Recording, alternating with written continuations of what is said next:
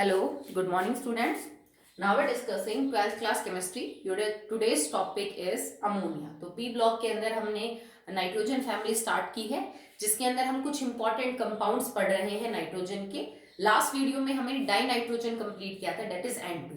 वो कैसे बनता है, उसकी फिजिकल प्रॉपर्टी, उसकी केमिकल प्रॉपर्टी एंड उसके यूजेस। तो सेम हम अमोनिया के लिए भी करेंगे। अमोनिया के प्रिपरेशंस, उसकी मैन्युफैक्चरिंग के मेथड, कमर्शियल स्केल पे, physical properties, chemical properties and then uses. It is quite important क्योंकि डाई नाइट्रोजन में ज्यादातर रिएक्शन आपकी पड़ी हुई थी, कुछ बहुत हटके रिएक्शन नहीं थी। अमोनिया टॉपिक थोड़ा उससे बड़ा है और इंपॉर्टेंट है, ठीक है, तो आप इसको अच्छे से करेंगे। तो स्टार्ट करते हैं। अमोनिया जो है बेटा एक्चुअली में एटमॉस्फेयर के अंदर भी आपको मिल जाएगी and also in the soil. मिट्टी के अंदर काफी अमोनिया जो है वो देखने को मिलती है। उसका रीजन क्या है? क्योंकि जो नाइट्रोजिनस वेस्ट प्रोडक्ट है इट कंटेन्स यूरिया। जो एनिमल्स का वेस्ट प्रोडक्ट होता है इट कंटेन्स यूरिया, और यूरिया जैसे मान लीजिए जो वेस्ट प्रोडक्ट है वो सॉइल के अंदर चला गया, ठीक है, तो it react with moisture water to form ammonium carbonate. ये रिएक्ट करेगा टू फॉर्म अमोनियम कार्बोनेट, ठीक है, दैट इज अमोनियम कार्बोनेट। ये फाइनली डिकम्पोज होता है मिट्टी के अंदर by microorganisms and all activity to convert into ammonia plus CO2 plus H2O। तो इस रिएक्शन के लिहाज से अमोनिया सॉइल के अंदर प्रेजेंट रहती है, ठीक है, एटमॉस्फेयर में and also in the soil. Soil में ये कहां से आती है कि जो एनिमल्स का वेस्ट प्रोडक्ट होता है that contains urea, if it is in the soil, अगर वो सॉइल में डिकम्पोज होता है, सॉइल में ट्रांसफर होता है, तो वहां नमी के साथ रिएक्शन करके ये अमोनियम कार्बोनेट बनाएगा। अमोनियम कार्बोनेट फाइनली डिकम्पोज होगा to give ammonia, CO2 and H2O। तो इस लिहाज से इस रिएक्शन से अमोनिया सॉइल के अंदर आ जाती है। ओके, अब बात करते हैं इसकी प्रिपरेशन की कि how can we prepare it. Preparation पढ़ेंगे, देन इसकी मैन्युफैक्चरिंग पढ़ेंगे कि if you want to prepare in the large amount तो आप कैसे यूज करेंगे, कौन सी रिएक्शन यूज करेंगे। अभी हम यूं समझ लीजिए कि उसको थोड़े स्केल पे या लेबोरेटरी प्रिपरेशन जो है आप वो कैसे करेंगे। तो इसमें एक सिंपल सी चीज यूज करनी है आपको कोई सॉल्ट लेना है जो कैसा हो, अमोनियम। आपको किसी भी अमोनियम सॉल्ट की रिएक्शन एक स्ट्रॉन्ग बेस के साथ करवानी है। रिएक्शन बड़ी ही सिंपल है, 10 से पढ़ते आ रहे हो आप इसको, ठीक है। होता है ना, अगर आपके पास कोई सॉल्ट है जो एक स्ट्रॉन्ग एसिड का बना हुआ है, सॉरी वीक का, आपके पास कोई सॉल्ट है जो एक कमजोर एसिड का बना है, उसके सामने एक स्ट्रॉन्ग एसिड आ जाता है तो स्ट्रॉन्ग एसिड अपना सॉल्ट बनाएगा, वीक एसिड को बाहर। सेम चीज हम यहां यूज करेंगे, ठीक है। आप कोई अमोनियम सॉल्ट ले लीजिए। अब अमोनियम सॉल्ट जो भी होंगे, just like ammonium sulphate, ammonium chloride, ammonium bromide, इन सब में एक चीज कॉमन है कि जो बेस है वो अमोनियम हाइड्रोक्साइड है। Base is ammonium hydroxide and it is a weak base, ठीक है। तभी हमने बोला कि आप अमोनियम सॉल्ट ले लीजिए कोई, क्योंकि उसके अंदर बेस आपका कमजोर होगा, दैट इज अमोनियम हाइड्रोक्साइड। और इनकी रिएक्शन आप एक स्ट्रॉन्ग बेस के साथ करवा दीजिए। स्ट्रॉन्ग बेस जब एक ऐसे सॉल्ट के कांटेक्ट में आएगा जिसके अंदर बेस कमजोर है, तो स्ट्रॉन्ग बेस अपना तो सॉल्ट बना लेगा और कमजोर बेस को कर देगा बाहर। और यहां जब ये बेस बाहर जाएगा अमोनियम हाइड्रोक्साइड, तो it will go out in the form of H2O and NH3, ठीक है। तो ये जो अमोनियम हाइड्रोक्साइड है ना, ये एक्चुअली आपको इस फॉर्म में बाहर मिलेगा, H2O एंड NH3। तो अमोनिया जो है वो यहाँ पे आपको गैस के फॉर्म में मिल जाएगी। तो हम ये बेसिक पैटर्न यूज कर रहे हैं। अब इसमें रिएक्शन आप अपनी मर्जी से कोई भी बना सकते हो। एक अमोनियम सॉल्ट की रिएक्शन एक स्ट्रॉन्ग बेस के साथ करवा लीजिए, because ammonium salts contain a weak base ammonium hydroxide that is replaced by a strong base. बस सिंपल सी बात। अब रिएक्शन करके देखो, जैसे मान लो आपके पास अमोनियम सल्फेट है, मैंने इसकी रिएक्शन करवा दी NaOH के साथ, एक स्ट्रॉन्ग बेस। होगा क्या, Na जो सोडियम है वो अपना तो सॉल्ट बना लेगा और इस अमोनियम आयन को कर देगा बाहर। It will form Na2SO4 plus NH3 and plus H2O। पानी बाहर हो गया, ठीक है, सॉल्यूशन बन जाएगा और ये आपको गैस के फॉर्म में मिल जाएगी बाहर। दूसरा कोई सॉल्ट ले लीजिए, जैसे NH4Cl, आप इसकी रिएक्शन करवा दीजिए QH के साथ। वन थिंग आप ध्यान रखिए बेटा, base should be stronger than ammonium hydroxide. तभी तो रिप्लेसमेंट पॉसिबल है, अदरवाइज तो नहीं होगा। ठीक है, तो इसमें क्या बन जाएगा, it will form NH3 plus H2O, और सॉल्ट जो आपका बनेगा दैट विल बी KCl। आपका नया सॉल्ट बन जाएगा KCl, क्योंकि पोटेशियम हाइड्रोक्साइड ज्यादा स्ट्रॉन्ग है एज कंपेयर टू द जो आपने लिखा है दैट इज अमोनियम क्लोराइड के अंदर जो अमोनियम हाइड्रोक्साइड है। ठीक है, अगर आप लैब में प्रिपेयर करना चाहते हैं, ये रिएक्शन भी आप जैसे यूज कर रहे हैं that are not manufacturing, preparation ही है। अगर आप स्पेशली लैब में प्रिपेयर करना चाहते हैं अमोनिया को, तो आप यहाँ पे कैल्शियम हाइड्रोक्साइड जो है वो यूज कर सकते हैं। अमोनियम क्लोराइड के साथ कैल्शियम हाइड्रोक्साइड ऑन हीटिंग, ये ऊपर वाली जो भी रिएक्शन है इनके अंदर भी आप हीट करेंगे तो आपकी रिएक्शन फॉरवर्ड होगी। It will form ammonia plus CaCl2 and plus H2O। So this reaction is laboratory preparation. इसमें और ऊपर वाले में कोई खास फर्क नहीं है, पैटर्न इज सेम, वही यूज किया हमने। इसके सामने देखो NH4OH is also a weak base, calcium hydroxide is also a weak base. पर अगर ये रिएक्शन फॉरवर्ड हो रही है, इट सिंपली मीन्स कि इन दोनों कमजोर बेस में, अमोनियम हाइड्रोक्साइड और कैल्शियम हाइड्रोक्साइड में, इसका मतलब ज्यादा कमजोरी है, तभी तो ये रिएक्शन हुई। अगर कैल्शियम हाइड्रोक्साइड ज्यादा कमजोर होता अमोनियम हाइड्रोक्साइड से, तो ये रिएक्शन यूं नहीं होती। ठीक है, तो इन सारी रिएक्शन से आप क्या बना सकते हो, you can form ammonia. Okay, चलिए अब एक नेक्स्ट रिएक्शन जो शायद हमने कल ही करी थी, आपको याद है, कोई भी मेटल नाइट्राइड पानी के साथ रिएक्शन करने पे अपने अंदर से अमोनिया बाहर करती है विद मेटल हाइड्रोक्साइड। मैंने कल या परसों ही ये बात आपको समझाई थी और बोला था कि हम इसको यूज करेंगे। Any metal nitride on reaction with water will give ammonia along with metal hydroxide. तो सेकेंड प्रिपरेशन है by metal nitrides, metal nitrides. जैसे एक आपके पास हो सोडियम नाइट्राइड, एक हो मैग्नीशियम नाइट्राइड, एक हो आपके पास एल्यूमिनियम नाइट्राइड। इन तीनों का ले लेते हैं, पानी के साथ रिएक्शन करवा दो, मतलब हाइड्रोलिसिस कर दीजिए आप। ठीक है, बनेगा क्या, sodium hydroxide NaOH plus ammonia. इसमें क्या बन जाएगा, मैग्नीशियम हाइड्रोक्साइड प्लस अमोनिया। इसमें क्या बन जाएगा, एल्यूमिनियम हाइड्रोक्साइड प्लस अमोनिया। आप पैटर्न को ध्यान रखिए, इंडिविजुअल रिएक्शन याद करने की आपको कोई जरूरत नहीं है।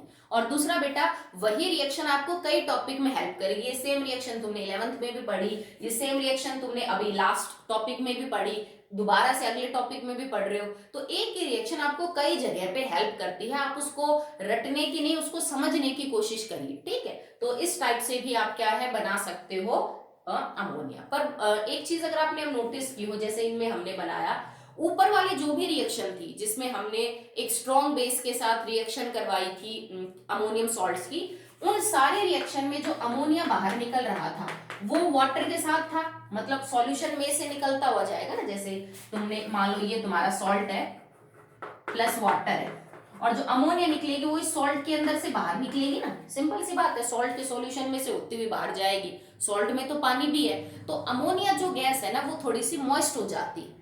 भाई आपको अमोनिया बनाने तो ऑब्वियस सी बात है, आप गीली तो नहीं चाहेंगे, आप नहीं चाहेंगे कि उसमें पानी आए, हमें तो प्योर ड्राई अमोनिया चाहिए। तो इस कंडीशन में जो अमोनिया निकलेगी वो वाटर वेपर से सैचुरेट हो जाती है। अगर आप इस गैस को ड्राई करना चाहते हो, ठीक है, कि आपको तो बिल्कुल वाटर नहीं चाहिए, हमें तो ड्राई अमोनिया चाहिए, तो अब आपको सुखानी पड़ेगी ये जो अमोनिया गैस है। तो कौन कौन से मेथड है जिनसे आप मॉइस्ट अमोनिया को ड्राई अमोनिया में कन्वर्ट कर सकते हो। ठीक है, so the methods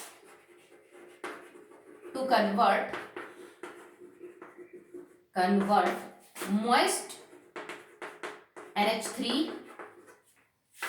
into dry state. वो कौन कौन सी कंडीशन है जिसके अंदर देर आर वेरियस मेथड्स जिसके अंदर हम चीज़ों को, सॉल्यूशन को ड्राई रखने के लिए, किसी पर्टिकुलर सब्सटेंस को ड्राई करने के लिए कुछ मेथड यूज करते हैं। तो आप हर मेथड यहाँ अप्लाई नहीं कर सकते। आप कैसे करेंगे, अगर आपको मॉइस्ट अमोनिया को ड्राई करना है तो आप कैल्शियम ऑक्साइड का यूज करेंगे, क्विक लाइन का।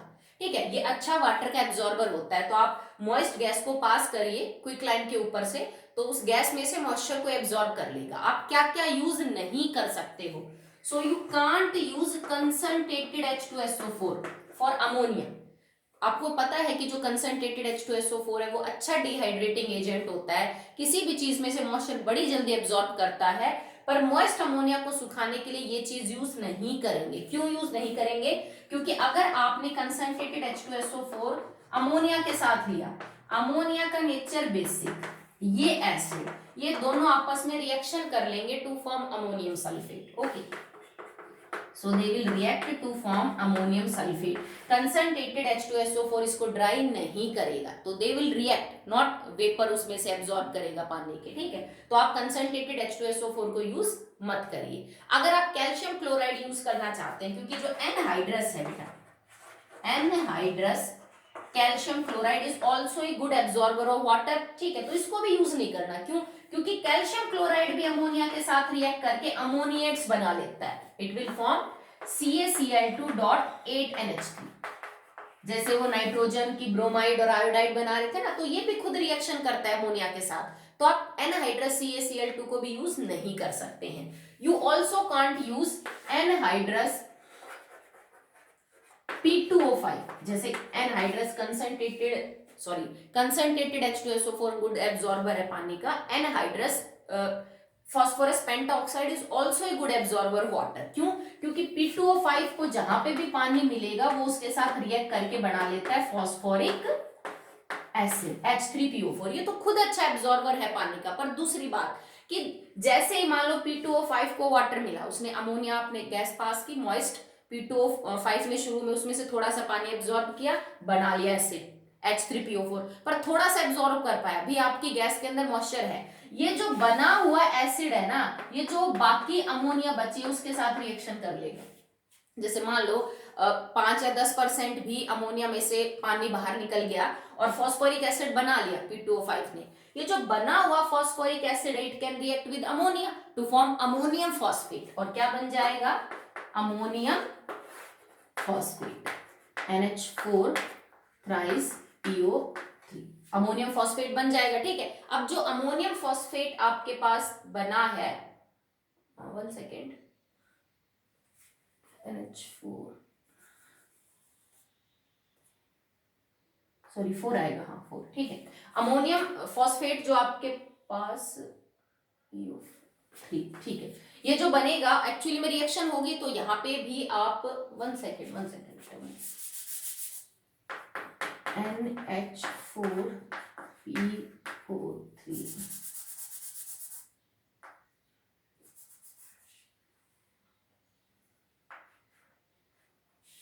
ठीक है। तो ये जो कंपाउंड आपके पास बनेगा that will be of, I forgot the formula, PO4, so that will be 3. Phosphate ion is P4O4 minus 3 negative. Okay, so that will be the formula. So देखो, हम यूज नहीं कर सकते anhydrous P2O5 because that can form compound with ammonia. Concentrated H2SO4 use नहीं कर सकते, वो compound बना लेगा। एनहाइड्रस CaCl2 यूज नहीं कर सकते, वो भी कंपाउंड बना लेगा। So we have option of CaO। हम एनहाइड्रस कैल्शियम ऑक्साइड को यूज कर सकते हैं, वो मॉइस्ट अमोनिया को ड्राई कर देगा, ठीक है। तो ये चीजें थी कि अगर किसी सॉल्यूशन में से बाहर आ रही है तो आप उसको ड्राई कर लीजिए। Now the next topic is manufacturing of ammonia, ठीक है। आपको बहुत ज्यादा अमोनिया बनानी है, आप चाहते हो कि वो सस्ती बने, इजी मेथड से बन जाए, तो आप कौन सा तरीका यूज करोगे? ये आपके लिए बिल्कुल भी नया नहीं है, आपने इसको काफी डिटेल में पढ़ रखा है +1 में in the equilibrium chapter, and the process is known as Haber's process. तो मैन्युफैक्चरिंग में हम हैबर्स प्रोसेस पढ़ेंगे, मैन्युफैक्चरिंग, ठीक है। And it is Fritz Haber आपका साइंटिस्ट था जिसने इसको देखा था करके, ठीक है।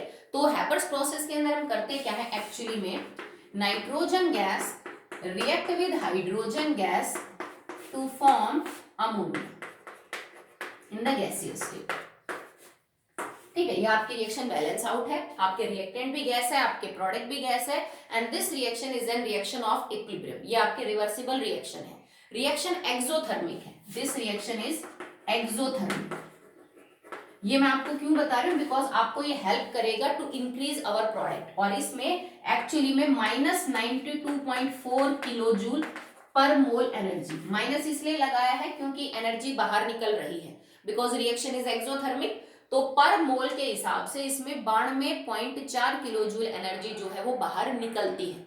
जब कोई मैन्युफैक्चर करेगा ना, तो बेटा सिंपल लॉजिक रहता है उसका कि लागत कम होनी चाहिए, प्रोडक्शन ज्यादा होनी चाहिए, टाइम कब लगना चाहिए। ये नहीं कि एक मत मान लीजिए कंसाइनमेंट उनको देना है, उसमें उनको 10 दिन लग रहे हैं। वो चाहते हैं कि प्रोसेस सिंपल हो, बहुत ज्यादा कॉम्प्लेक्स ना हो, चीजें जो उसमें लग रही हैं, रॉ इंग्रेडिएंट जो है उसके मटेरियल हैं वो सस्ते हो, और रिएक्शन में आप यूं समझ लीजिए लागत कम लगा के प्रोडक्शन ज्यादा से ज्यादा कर सके।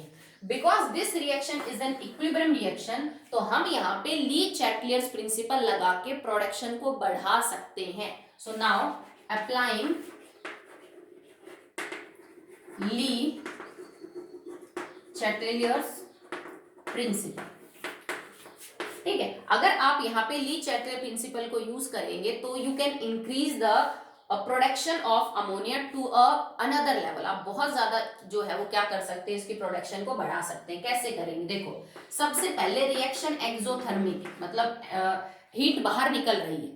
तो जब किसी रिएक्शन एक्सोथर्मिक हो कोई, तो टेम्परेचर बढ़ाने के साथ रिएक्शन फॉरवर्ड में जाएगी कि घटाने के साथ। भाई ऑलरेडी रिएक्शन अपने अंदर से एनर्जी को रिलीज कर रहे, तो आप और एनर्जी दोगे तो रिएक्शन तो बैकवर्ड में जाएगी। तो इसका मतलब अगर आप यहाँ पे ली चैटलियर प्रिंसिपल को ध्यान रखो तो temperature should be low, temperature should be low. अब मैं बहुत ज्यादा एक्सप्लेन नहीं कर रही हूँ कि ली चैटलियर प्रिंसिपल जो है बेटा वो क्या होता है, क्योंकि आई होप आप ये कर सकते हो, 11th में मैंने आपको समझा दिया था, ठीक है। तो टेम्परेचर आपको कम से कम रखना है, तो अमोनिया ज्यादा से ज्यादा बढ़ेगी। पर एक प्रॉब्लम है, अगर आपने टेम्परेचर बहुत ज्यादा कम कर दिया तो स्पीड स्लो हो जाएगी। इसका क्या मतलब है कि टेम्परेचर कम है, जैसे बहुत कम टेम्परेचर पे रिएक्शन हो रही है, अमोनिया अच्छा बनेगा, पर उसको टाइम ज्यादा लगेगा। जो चीज 2 दिन में बन रही थी, अगर आपने टेम्परेचर कर दिया वो 5 दिन में बन रही है, तो भी तो कंपनी का नुकसान ही है। तो हम इस चीज को ले भी नहीं सकते, बहुत ज्यादा एक्सेप्ट नहीं कर सकते कि टेम्परेचर बहुत ज्यादा कम कर देंगे तो अमोनिया तो ज्यादा बनेगी पर उसको टाइम ज्यादा लगेगा, क्योंकि स्पीड धीरे हो जाएगी, ठीक है। तो हम क्या करते हैं, इसको बीच में रखते गए, ठीक है। बहुत ज्यादा टेम्परेचर भी नहीं लेना क्योंकि अमोनिया कम बढ़ेगी, बहुत कम भी नहीं लेना क्योंकि वो टाइम ज्यादा लेगी बढ़ने में, तो हम बीच का टेम्परेचर ले आते हैं। And the temperature ideal for this process is 700 kelvin, not so high and not so low, ठीक है ना। अब बात करें प्रेशर की, क्योंकि गैस है ना तो इन पे प्रेशर का इफेक्ट होगा। अब तुम देखो, तुम्हें प्रोडक्ट चाहिए अमोनिया ज्यादा से ज्यादा, और अमोनिया के नंबर ऑफ मोल्स 2 हैं और रिएक्टेंट के 3 और 1 4, मतलब तुम्हें रिएक्शन शिफ्ट करनी है लेसर नंबर ऑफ मोल्स पे। तो प्रिंसिपल आपका क्या कहता है कि अगर आपको reaction laser number of moles की तरफ शिफ्ट करनी है तो प्रेशर शुड बी हाई। तो आप प्रेशर कैसा लगा दीजिए, हाई। अगर किसी भी बच्चे को कोई प्रॉब्लम आ रही है इन दिस प्रिंसिपल, तो गो थ्रू योर +1 बुक, जो आपका फर्स्ट पार्ट है इक्विलिब्रियम का, उसका लास्ट टॉपिक है ये, कि अभी मैं बहुत एक्सप्लेन नहीं कर सकती, तो उससे देख लेना, आपको समझ आ जाएगा। तो यहाँ पे प्रेशर को आपको बहुत ज्यादा हाई करना है ताकि जो अमोनिया है वो आपको बहुत ज्यादा मतलब यूं समझ लीजिए कि क्वांटिटी में मिले विद सेम रिएक्टेंट। और हम इतना हाई प्रेशर करते हैं लगभग 200 atm, as high as 200 atm, जबकि जो नॉर्मल कंडीशन है उसके ऊपर आपका जो प्रेशर है दैट इज 1 atm। तो इतना, ये दोनों करने के बाद एक चीज जो आपको पता ही है कि भाई बिना कैटलिस्ट तो रिएक्शन बड़ी ही स्लो होती है, तो आप कैटलिस्ट ले लीजिए ना ताकि रिएक्शन बड़ी जल्दी हो जाए। तो हम आयरन को एज ए कैटलिस्ट लेते हैं, और आयरन की भी एक्टिविटी को बढ़ाने का काम कौन करता है, मॉलिब्डेनम, ठीक है, that is also a promoter. इसमें 1-2 चीजें आप और भी यूज कर सकते हो, potassium oxide and Al2O3।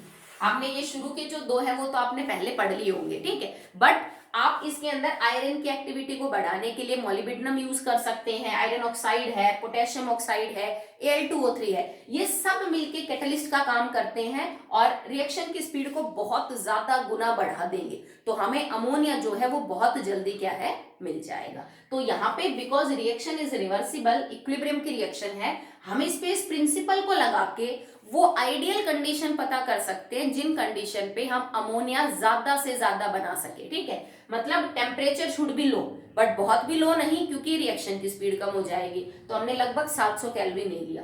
Pressure should be high, तो हमने 200 एटीएम पे रिएक्शन करवाए और कैटलिस्ट ले ली। दूसरी बात, बनी हुई अमोनिया को लगातार रिमूव करते रहो, मतलब एक्यूमुलेट ही मत होने दो ना, इक्विलिब्रियम आने ही मत दो। अगर आप लगातार प्रोडक्ट को बाहर निकालते रहोगे तो प्रोडक्ट कम होगा। अब प्रोडक्ट कम होगा तो इसका मतलब रिएक्शन फॉरवर्ड में शिफ्ट होगी, ज्यादा से ज्यादा रिएक्ट आपस में रिएक्टेंट रिएक्शन करके फिर ज्यादा से ज्यादा प्रोडक्ट बनाना चाहेंगे ताकि दोबारा से इक्विलिब्रियम आ सके। तो आप बनी हुई अमोनिया को लगातार क्या करते रहिए बेटा, रिमूव करते रहिए ताकि अमोनिया और ज्यादा से ज्यादा बनता रहे। And this is Haber's process. Okay, next देखिए। Next is physical properties of ammonia. So after preparation manufacturing हम फिजिकल प्रॉपर्टी की बात करेंगे। So first is it is a colourless gas with a pungent odour. ठीक है, मतलब colourless है but इसके अंदर बहुत ही तीखी स्मेल होती है जिसको आप कह सकते हो द अमोनिकल स्मेल। ठीक है, जैसे acetic acid vinegar smell like रखता है, तो इसमें बहुत ही कैरेक्टरिस्टिक अमोनिकल स्मेल होती है, but it is a colourless gas. It is lighter than air, lighter than air, हवा से हल्की होती है, मतलब इसकी डेंसिटी हवा से कम है। Third, extremely soluble in water, soluble in water, because ये चीज मैंने बहुत बार बताई है, जो भी गैस वाटर के साथ रिएक्शन करके कोई कंपाउंड बनाती है वो पानी में बहुत सॉल्युबल मिलेगी। और अमोनिया को अगर आप पानी में डालेंगे तो it react with water to form ammonia hydroxide, that's why it is that much soluble in the water, that it can be liquefied. आप इसको आसानी से लिक्विफाई कर सकते हो, लिक्विड में कन्वर्ट कर सकते हो by high pressure and low temperature. ठीक है, क्योंकि इसका क्रिटिकल टेम्परेचर जो है ना वो अच्छा खासा होता है, तो आराम से लिक्विफाई हो सकती है, because critical temperature is directly depend upon the ease of liquefaction. जिसका क्रिटिकल टेम्परेचर जितना ज्यादा हाई होगा उस गैस को उतनी ही आसानी से लिक्विड में कन्वर्ट किया जा सकता है। तो आप हाई प्रेशर करके लो टेम्परेचर करके इसको आराम से लिक्विड में कन्वर्ट कर सकते हो। It have low boiling point and जो इसका मेल्टिंग पॉइंट है वो कम है, बिकॉज ऑलरेडी ये रूम टेम्परेचर पे गैस है, तो इसका जो मेल्टिंग और बॉइलिंग पॉइंट मिलेगा वो काफी आपको नीचे मिलेगा। Now if liquid ammonia vaporizes, if liquid ammonia vaporizes, it causes intense cooling। इस बात का क्या मतलब है समझो, अगर आपने अमोनिया गैस के ऊपर बहुत हाई प्रेशर लगाया, टेम्परेचर कम किया, उसको आपने लिक्विड में कन्वर्ट कर लिया, now you are allowing liquid ammonia to just relax, आप उसको खुला छोड़ रहे हो कि वो अपनी नॉर्मल कंडीशन में आए, तो लिक्विड स्टेट से वो गैस के अंदर कन्वर्ट होगी। ठीक है, मतलब वेपर बनेंगे, क्योंकि ऑलरेडी जो चीज गैस की फॉर्म में एग्जिस्ट करती है रूम टेम्परेचर पे, तुमने उसको लिक्विड में कन्वर्ट कर रखा है। जैसे एलपीजी है भाई, वो गैस का मिक्सचर है, आपने जबरदस्ती प्रेशर को लगा के टेम्परेचर कम करके उसको लिक्विड में कन्वर्ट करके बंद कर दिया। जैसे ही तुम रेगुलेटर को ऑन करते हो उसको पैसेज मिल जाता है, रास्ता मिल जाता है निकलने का, तो वो बाहर वेपर की फॉर्म में ही आती है, गैस की फॉर्म में ही आती है। ऐसे ही अगर आपने लिक्विड अमोनिया को रखा और उसको थोड़ा जगह मिली एस्केप आउट करने की, तो वो अपनी गैसेस फॉर्म में कन्वर्ट होगी, मतलब वेपर में कन्वर्ट होगी। ठीक है, और जब वो लिक्विड गैस के अंदर कन्वर्ट होती है तो एक्चुअली में बहुत ज्यादा यूं समझ लीजिए कि कूलिंग जो है आपको वो फील होती है। क्यों कूलिंग फील होती है बेटा? क्योंकि आपने किसी गैस को लिक्विड के अंदर कन्वर्ट कर रखा है। जब लिक्विड कंडीशन के अंदर वो होगी तो इसका मतलब बहुत ज्यादा एक्चुअली में यूं समझ लीजिए कि आपने उसको ठंडा किया होगा, टेम्परेचर काफी कम होगा। जब तुम उसको नॉर्मल कंडीशन के ऊपर लेके आओगे, जब भी कोई लिक्विड चीज गैस में कन्वर्ट होगी, ऑब्वियस सी बात है, मतलब उसको हीट किया होगा आपने कहीं, भाई लिक्विड स्टेट से जब कोई गैस में जाता है तो पार्टिकल दूर दूर हो रहे हैं, टेम्परेचर इंक्रीज हुआ होगा। ये हीट इस लिक्विड अमोनिया ने कहां से ली? वेपर में कन्वर्ट होने के लिए। This heat will be known as heat of vaporisation, this heat will be known as vaporisation. ठीक है, और हीट ऑफ वेपोराइजेशन इसने कहां से ली होंगी? सराउंड, आप इस चीज को यूं समझिए बेटा, देखो लिक्विड अमोनिया गैस में कन्वर्ट हो रही है हीट ऑफ वेपोराइजेशन लेके। ठीक है। ये heat of vaporisation liquid ammonia ने सराउंडिंग से ली होगी, क्योंकि हम तो उसको गर्म कर नहीं रहे। अब सराउंडिंग से अगर हीट लिक्विड अमोनिया एब्जॉर्ब कर रही है तो सराउंडिंग की गर्मी कम होगी। अगर गर्मी कम होगी तो सराउंडिंग में क्या फील होगा? ठंडा। It's simply like that of evaporation.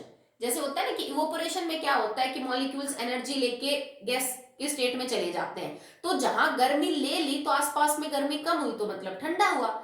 ठंडा होने का हमेशा ये मतलब थोड़ी ना होता है कि आप फ्रीज में किसी चीज को रखो।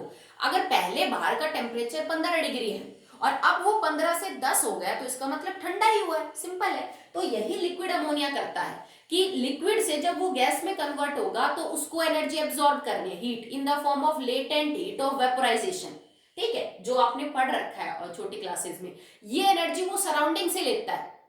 ठीक है, तो सराउंडिंग की एनर्जी पहले के मुकाबले कम हुई तो इसका मतलब सराउंडिंग में क्या फील होगा? कूलिंग फील होगी। तो लिक्विड अमोनिया हम रेफ्रिजरेटर्स, एसीज वगैरह के अंदर यूज करते हैं, उसका यही कारण होता है कि जब ये वेपर में कन्वर्ट होता है तो that causes intense cooling. Deep freezer वगैरह में हम इसको यूज करते हैं। नेक्स्ट है about the structure of ammonia. तो ये मैं नहीं करवाऊंगी डिटेल में, क्योंकि लास्ट टाइम हमने जब हाइड्राइड्स ऑफ नाइट्रोजन फैमिली पढ़ा था तो मैंने आपको अमोनिया का स्ट्रक्चर समझा दिया था। मोरओवर आपने 11th में भी इसको बहुत डिटेल में पढ़ा है कि अमोनिया की hybridisation, geometry, bond angle, exact क्यों नहीं है, कम क्यों है। ठीक है, तो एक बार थोड़ा सा देख लीजिए। अमोनिया की हाइब्रिडाइजेशन है sp3, एक लॉन पेयर है, 3 बॉन्ड पेयर है। ज्योमेट्री है टेट्राहेड्रल, पर क्योंकि लॉन पेयर है तो इसकी शेप का नाम है पिरामिडल। और lone pair bond pair repulsion होने की वजह से एंगल टेट्राहेड्रल बिल्कुल भी नहीं है 109.28 मिनट, ये वाला एंगल नहीं है, इससे कम हो जाता है। और अमोनिया के केस में जो एंगल है वो 107 डिग्री है, मतलब लगभग 2 डिग्री घट गया। क्यों घट गया? ये एंगल घटने का मतलब है कि हाइड्रोजन वाले बॉन्ड पास आए, क्योंकि लॉन पेयर ने इनको पास किया है। लॉन पेयर था, नीचे बॉन्ड थे। लॉन पेयर बॉन्ड पेयर को रिपेल करता है, तो बॉन्ड पेयर जो है वो लॉन पेयर से दूर जाएंगे। अगर ये बॉन्ड पेयर लॉन पेयर से दूर जाएंगे तो बॉन्ड पेयर के पास आएंगे, सिंपल सी बात है। और ये एंगल क्या हो जाएगा बेटा? छोटा। तो रिपल्शन के लिए लॉन पेयर बॉन्ड पेयर, ठीक है, लॉन पेयर बॉन्ड पेयर, क्योंकि लॉन पेयर तो हो नहीं सकता। ठीक है, lone pair bond pair repulsion के कारण अमोनिया का जो एंगल है वो 109 के मुकाबले 107 है। ठीक है, तो यहां तक हमने कंप्लीट किया है structure, properties, physical and manufacturing and preparation of ammonia. ठीक है, अब नेक्स्ट जो है वो हम अगले वीडियो में करेंगे।